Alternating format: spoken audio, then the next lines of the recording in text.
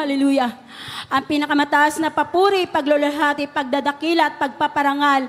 Tanging sa ating pinakamamahal na Panginoong Yesus po lamang. Hallelujah. Praise God. Hallelujah.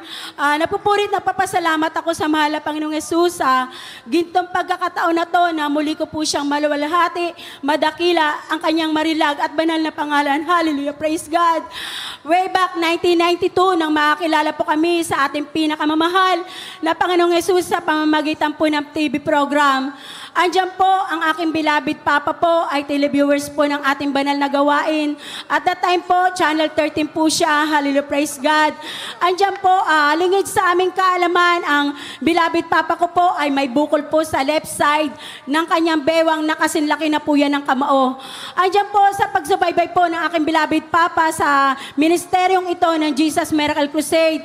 Andiyan po, magsimula po ang TV program hanggang sa matapos po ang TV program. At pagdating po sa part ng masiling, andyan po, sumasabay po ang aking beloved Papa.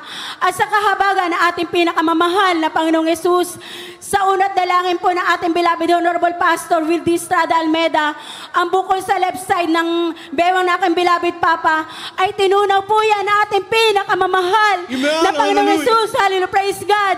Na wala pong gamot, walang doktor. Hallelujah, praise God. At andyan, pinapasalamatan ko rin sa mahal na Panginoong Yesus. Dahil dati-rati po, isa rin po kami sa isang magulong tahanan na wala pong kapayapaan sa puso't isipan. Ngunit sa kahabagan natin pinakamamahal na Panginoong Yesus, magmula po ng mapaglingkuran po namin siya dito sa ministeryong ito ng Jesus Miracle Crusade at sumunod sa turo at payo ng ating beloved pastor na andyan po na dati-rati, ako po yung nasusunod. Andiyan po, hindi po ako nagpapasakop sa aking beloved husband. Andiyan po, tama man po kung mali, gusto ko po, ako po ang laging nasusunod. Andiyan po, dumadating po sa point na nagkasakitan po kami ng beloved husband. Hindi po ako pumapayag na hindi po ako nakakasakit. Andiyan po sa kahabagan na ating pinakamamahal na Panginoong Yesus. Ang sabi ng mahal na pastor, magpatuloy sa paglilingkod, umaten ng 3 times a week, mag-alay ng ayuno. At sa kahabagan na ating pinakamamahal na Panginoong Yesus, andiyan po unti-unti akong binago na ating pinakamamahal na Panginoong Yesus. Hallelujah, praise God. At andyan, pinapasalamatan ko rin sa mahal na Panginoong Yesus na andyan po, may mga karamdaman po ko na bagamat hindi ko po hiniling sa mahal na Panginoong Yesus na pagalingin ako. Andyan po na sa patuloy kong paglilingkod sa ating pinakamamahal na Panginoong Yesus, andyan po na malayan ko po ang mga karamdaman ko po na meron pa akong nervous breakdown, meron pa akong skin allergy na pag sumapit po yung taglamig, yung buong katawan ko po ay puro pantal po yan. At wala pong parte ng katawan ko ang hindi makate. At meron din po akong sinusitis. Meron din po akong asthma na 20 years pong nagpahirap sa akin yan. Ngunit sa kahabagan na ating pinakamamahal na Panginoong Yesus, ang lahat ng yan, walang gamot, walang doktor, pinagaling ng ating pinakamamahal na Panginoong Yesus. Hallelujah. Hallelujah, praise God. At andyan, pinapasalamatan ko rin sa mahal na Panginoong Yesus dahil andyan po yung second child ko po. Nung pinanganak ko po yan, ang literal po na dila na itataas at na ilalabas. Ngunit sa aking beloved son po ay hindi po yan na itataas at na ilalabas. Ngayon sabi po ng doktor na OB na nagpaanak sa akin na mothers, kailangan habang baby pa yung anak mo, maoperahan to dahil malambot pa yung dila niya. Kasi pag hindi ito naoperahan, magiging ngungo siya, uutal siya. Andyan po, ang sabi ko lang po sa doktor na, sige Dok, pag-iipunan po namin. Ngunit andyan po, nagpatuloy lang po kami sa paglilingkod sa ating pinakamamahal na Panginoong Yesus. Andyan po, inalis po sa isipan ko ng ating pinakamamahal na Panginoong Yesus na magpaoperahan ang dila na aking beloved son. Sa kahabagan na ating pinakamamahal na Panginoong Yesus, sa patuloy na paglilingkod, andyan po, bago po sumapit ang 1-year-old ng aking beloved son, pinagsalita po yan ng diretso ng ating pinakamamahal na Panginoong Yesus. Hallelujah, praise God. At andyan po, ngayon po, ginagamit po siya ng ating pinakamamahal na Panginoong Yesus bilang finest choir sa dako po ng Santa Rosa Outreach. Hallelujah, praise God. Lubos kong pinapasalamatan niya sa ating pinakamamahal na Panginoong Yesus. At andyan po, pinapasalamatan ko rin sa mahal na Panginoong Yesus. Andyan po nung Sinubok po ng ating pinakamamahal na Panginoong Yesus ang pananampalataya po namin. Andiyan po ang beloved son ko po na pangatlo, nagkaroon po yan ng lagnat. Ngayon po, yung lagnat po, on and off po, hanggang sa umabot po ng 1 week po yung lagnat na yan. Ngayon po, sabi po ng beloved mama ko, bakit hindi mo pa ipadoktor yan para malaman mo kung anong sakit ng anak mo? Andiyan po na, ang sabi ko lang sa beloved mama ko, kasi at that time, hindi pa po save yung beloved mama ko. Ngayon, ang sabi ko, Ma, ang Diyos na natagpuan namin ay Diyos na makapangyarihan. Naghihimala. Hallelujah. Praise God. Andiyan nga po, sumapit na po ang 1 week. May lumabas po sa beloved son ko po na tigdas itim po siya. Andiyan, sabi ng beloved mama ko, dahil wala na pong tinitik na pagkain yung beloved son ko po, ultimo po tubig, wala na po. Andiyan po, tuyot na po yung katawan ng beloved son ko po at butot balat na po siya. Ngayon po, sabi ng beloved mama ko, bakit kinakantahan mo lang yan at dinadasalan? Kung ano mangyari dyan sa anak mo, kainin mo yan. Ngunit ang sabi ko, Ma, huwag kang mag-alala dahil ang Diyos namin makapangyarihan. Hallelujah, praise Amen. God. Hallelujah. Tunay po, hallelujah, praise God. Sa amin pong pagpupuri, hallelujah, praise God. Andiyan po, bagamat kinakasaot ko po yung karamdaman na yan. Ngunit andiyan po, hindi po pinapagaling na mahal ang Panginoong Yesus. Hanggang sa one time sa aming pagpupuri, pinaisip ng mahal ang Panginoong Yesus na manambahan ako dito po sa dako ng Amoranto. At that time, Wednesday po yun, andiyan po, nanambahan po ko. At andiyan po, dinala ko po yung picture ng beloved son ko po. At ang nilagay ko po sa, sinulatan ko po yung picture ng beloved son ko po. Ang sabi ko, praise the Lord po, mahal pastor. Naniniwala po ko na ang prayer niyo po ay nakaabot sa ating pinakamamahal na Panginoong Yesus. Hallelujah, praise God. At nananampalataya po ko na kapag nakita niyo po ang picture ng aking beloved son, ay gagaling siya. Hallelujah, praise God. Hallelujah. Tunay po, napakabuti ng ating pinakamamahal na Panginoong Yesus. Andiyan po, hindi po ako binigo ng ating pinakamamahal na Panginoong Yesus. Dahil abang ongoing po yung banal na gawain. At hindi, lingid po sa kaalaman ko, andiyan po na pag-uwi ko po sa aming tahanan, humingi na po pala ng daddy po yung beloved son ko po at nag-take na po ng pagkain. Hallelujah! Hallelujah! Praise God! At sa kahabagan na ating pinakamamahal na Panginoong Yesus, lumakad po yung araw. Hallelujah! Praise God! Ipinagkaloob ang kumpletong kagalingan, kalakasan ng aking beloved son na wala pong gamot, walang doktor. Sa una't dalangin lang po ng ating beloved pastor, Wildy Estrada Almeida. Hallelujah! Praise God! At sa kahabagan na ating pinakamamahal na Panginoong Yesus, andyan po, ginagamit din po siya na ating pinakamamahal na Panginoong Yesus bilang isang mga awit. Hallelujah! At andyan, hallelujah, praise God. At andyan, pinapasalamatan ko rin sa mahal na Panginoong Yesus. Isa rin po to sa nagpatatag ng aking pananampalataya. Way back 1997 po, ng matindi pong pagsubok na nagpapatatag sa amin pananampalataya. Andyan po, yung beloved papa ko po. Nagkaroon po yan ng lagnat. Ngayon po, dahil lagnat lang po, hallelujah. Andiyan po, binaliwala lang po namin dahil lagnat po. Pagdating po ng 2 days, yung beloved papa ko po, andiyan po na, hindi na po makagalaw, nanghina yung kanyang physical na pangatawan. Andiyan po nanghina po kanyang tuhod. Andiyan po, tinawag po ako ng beloved mama ko. Ang sabi niya, pasyalan ko rin beloved papa ko. Andiyan, nagpapasalamat ako sa mahal na Panginoong Yesus. Praise God. Andiyan po, nung magpuri po kami, andiyan po, pinalakas po ng ating pinakamamahal na Panginoong Yesus. Hallelujah, praise God. Ngunit paglipas po uli ng kinabukasan, andiyan po, muli pong nanghin ang beloved papa ko.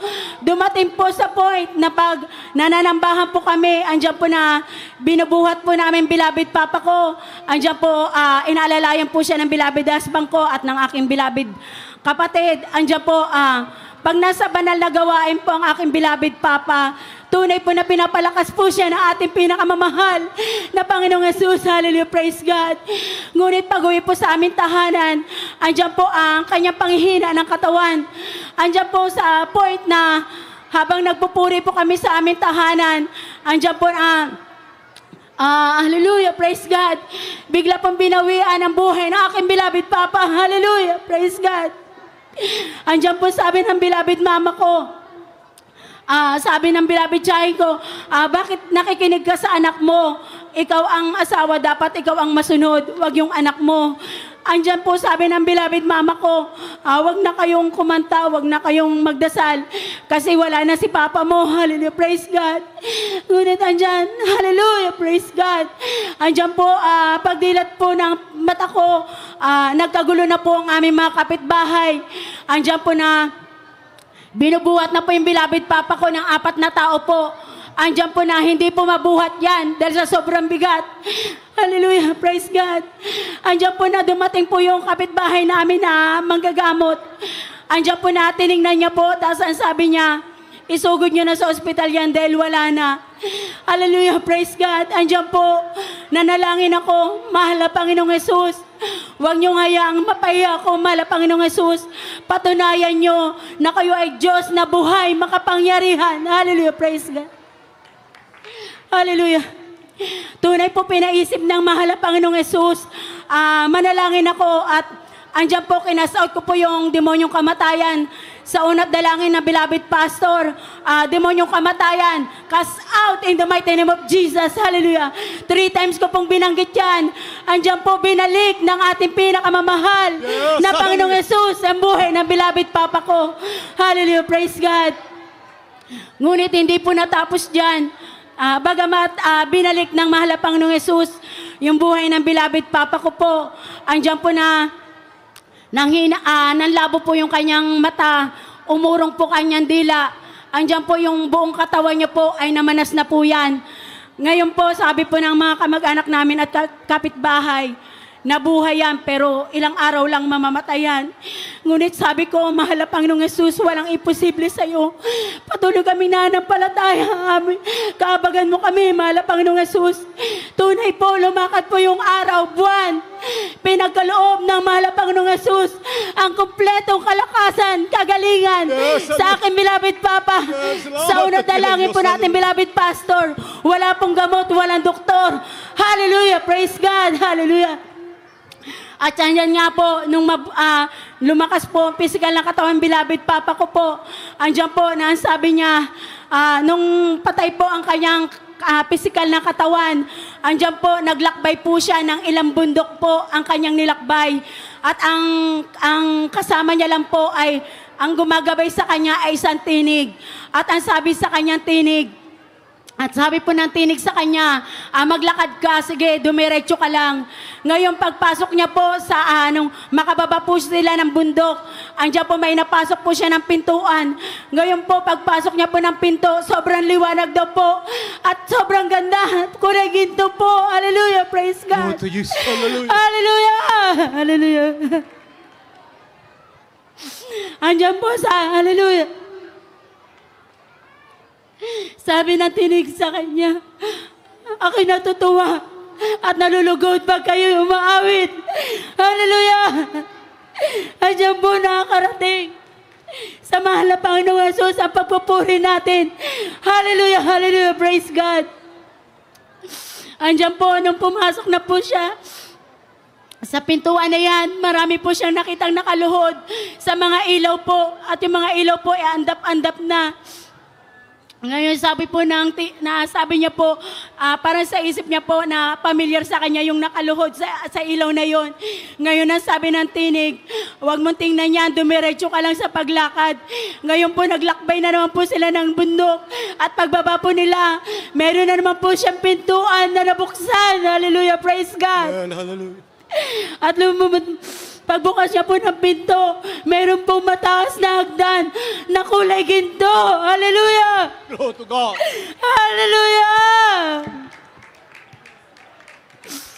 Ngayon po, pagtingala niya sa hagdan, meron pong nakatayong nakakulay puti na hindi niya pumaninag yung mukha dahil sobra pong liwanag.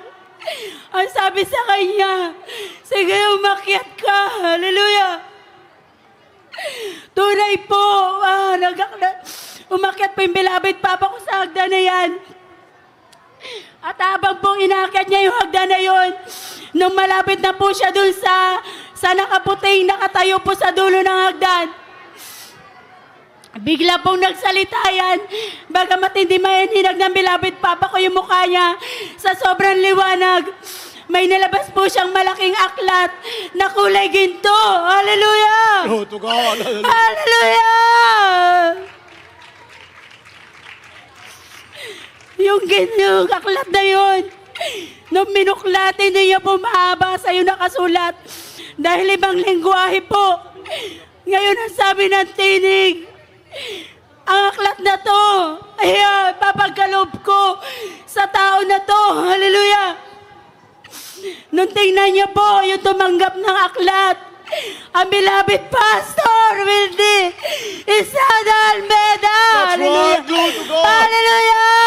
Hallelujah! Blessed be the mighty name of Jesus. Ngayon sabi ng tinig, ang tao na to, siya magtatala na magpangalan sa lupa na maliligtas. Hallelujah! Purihin ka, mahal na Panginoon. Andiyan nga po, hallelujah.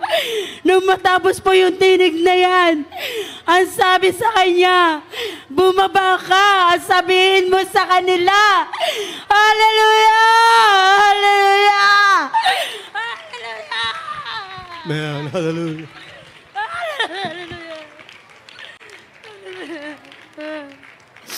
Tunay po, ang mga pastor ay man of God. Hallelujah! Yeah, absolutely. Hallelujah! Hallelujah! Thank you so much, Jesus.